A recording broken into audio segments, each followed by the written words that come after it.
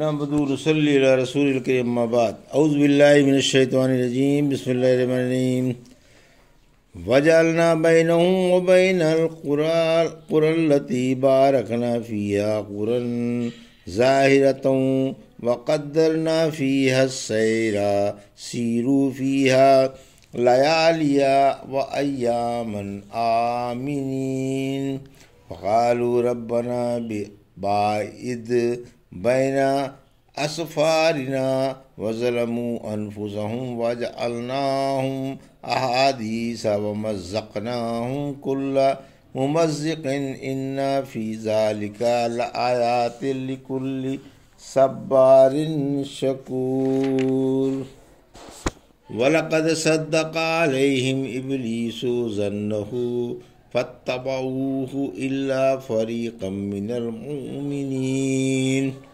وَمَا كَانَ لَهُ عَلَيْهِمْ مِّن سُلْطَانٍ إِلَّا لِنَعْلَمَ مَن يُؤْمِنُ بِالْآخِرَةِ مِمَّنْ هُوَ مِنْهَا فِي شَكٍّ وَرَبُّكَ عَلَى كُلِّ شَيْءٍ حَفِيظٌ۔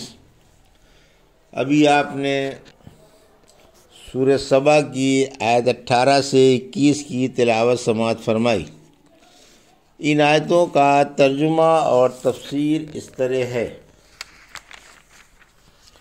وَجَعَلْنَا بَيْنَهُمْ وَبَيْنَ الْقُرَى الَّتِي بَارَكْنَا فِيهَا قُرًى ظَاهِرَةً وَقَدَّرْنَا فِيهَا السَّيْرَ سِيرُوا فِيهَا لَيَالِيَ وَأَيَّامًا آمِنِينَ۔ آیت 18: فَقَالُوا رَبَّنَا بَاعِدْ بَيْنَ أَسْفَارِنَا وَظَلَمُوا أَنفُسَهُمْ فَجَعَلْنَاهُمْ أَحَادِيثَ وَمَزَّقْنَاهُمْ كُلَّ مُمَزِّقٍ إِنَّ فِي ذَلِكَ لَآیَاتٍ لِكُلِّ صَبَّارٍ شَکُور۔ آیت 19: ترجمہ: اور ہم نے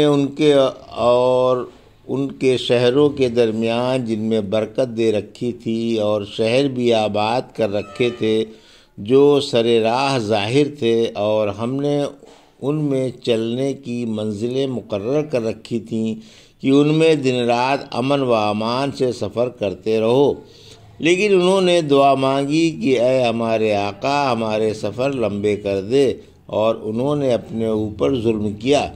آخر کار ہم نے انہیں افسانہ بنا دیا اور ان کے پوری طرح سے ٹکڑے ٹکڑے کر ڈالے۔ یقیناً اس میں ہر صبر کرنے والے اور ہر شکر گزار کے لیے بڑی بڑی عبرتیں ہیں۔ یہ تھا ترجمہ سورہ سبا کی آیت 18 اور 19 کا تفسیر۔ آیت 18: معرب والوں کے عیش و آرام کا بیان۔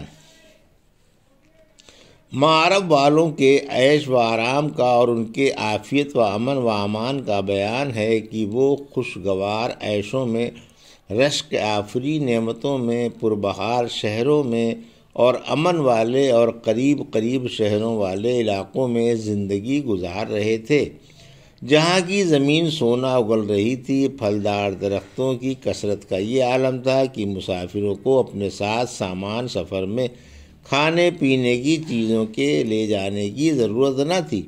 ہر جگہ پھل اور پانی موجود تھا۔ اگر کوئی دوپہر کو ایک شہر میں آرام کرتا تو شام کو دوسرے شہر میں جا رات گزارتا۔ آرام و عیش کے ساتھ گھنی چھاؤں میں امن و امان سے سفر کیا کرتے تھے۔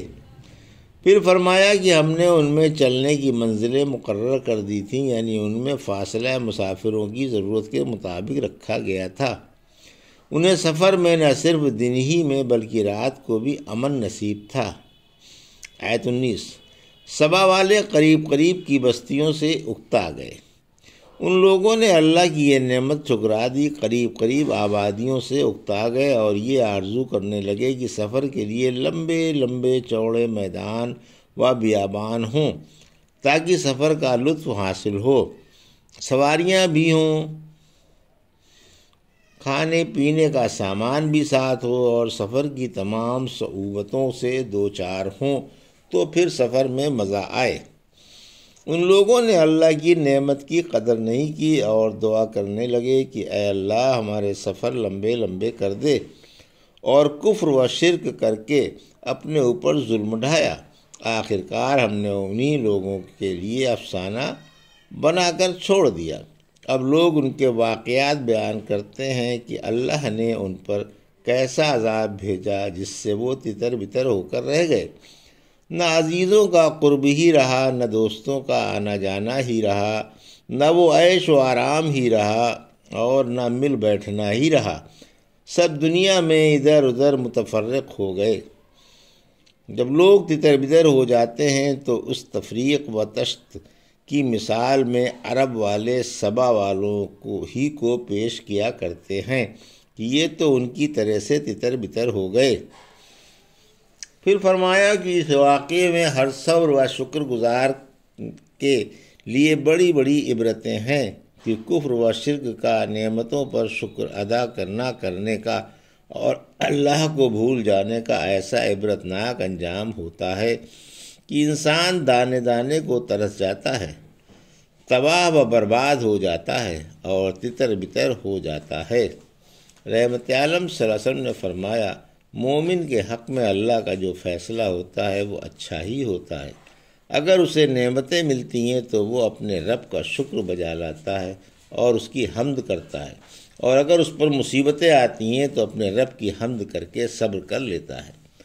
مومن کو ہر چیز میں ثواب ملتا ہے، یہاں تک کہ اپنی بیوی کے منہ میں نوالا دینے کا بھی ثواب ہے۔ مومن کے لیے اللہ کا ہر فیصلہ بہتر ہی ہوتا ہے۔ وہ خوشی پر شکر کرتا ہے اور رنج پر صبر کرتا ہے، دونوں باتیں اس کے لیے بہتر ہیں۔ یہ چیز مومن کے علاوہ کسی اور کو نصیب نہیں۔ وَلَقَدْ صَدَّقَ عَلَيْهِمْ إِبْلِيسُ ظَنَّهُ فَاتَّبَعُوهُ إِلَّا فَرِيقًا مِّنَ الْمُؤْمِنِينَ آیت 20۔ وَمَا كَانَ لَهُ عَلَيْهِمْ مِّن سُلْطَانٍ إِلَّا لِنَعْلَمَ مَن يُؤْمِنُ بِالْآخِرَةِ ممن هو منها فی شک وربک علی کل شیء حفیظ آیت 21۔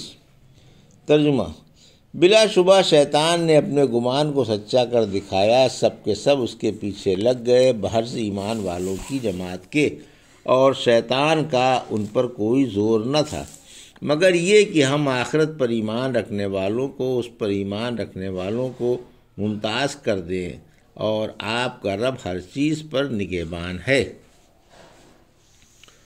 یہ تھا ترجمہ آیت 20 اور 21 کا تفسیر۔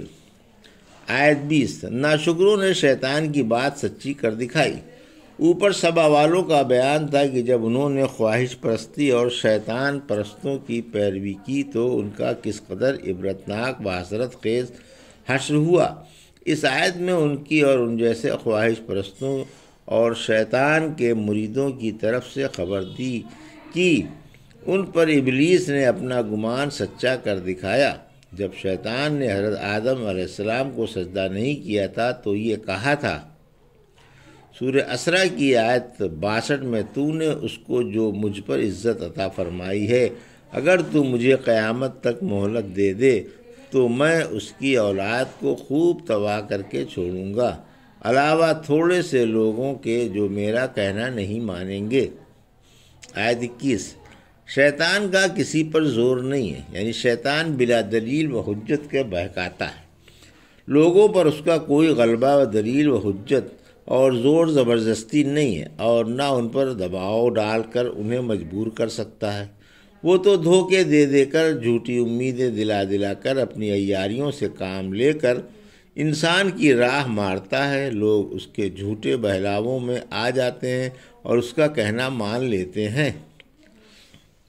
شیطان مسلط کرنے کی حکمت۔ پھر حق تعالیٰ نے لوگوں پر شیطان مسلط کر دینے کی حکمت بیان فرمائی کہ اس طرح مومن و کافر میں امتیاز ہو جاتا ہے کہ کون غیب کی باتیں مان کر اللہ کی فرما برداری کرتا ہے اور کون نہیں۔ پھر فرمایا کہ آپ کا رب ہر چیز کا محافظ ہے، اس کی حفاظت کے باوجود گمراہ ہو جانے والے گمراہ ہو جاتے ہیں، مگر مومن اس کی حفاظت کا سہارا لے لیتے ہیں، اس لیے شیطان ان کا کچھ بھی نہیں بگاڑ سکتا۔ یہ تھا سورہ سبا کی آیت 18 سے 21 کا ترجمہ اور تفسیر جو بھی آپ نے سماعت فرمائی۔ بارک اللہ لی و لکم فی القرآن الحکیم و نفعنا ایاکم بآیات الذکر الحکیم۔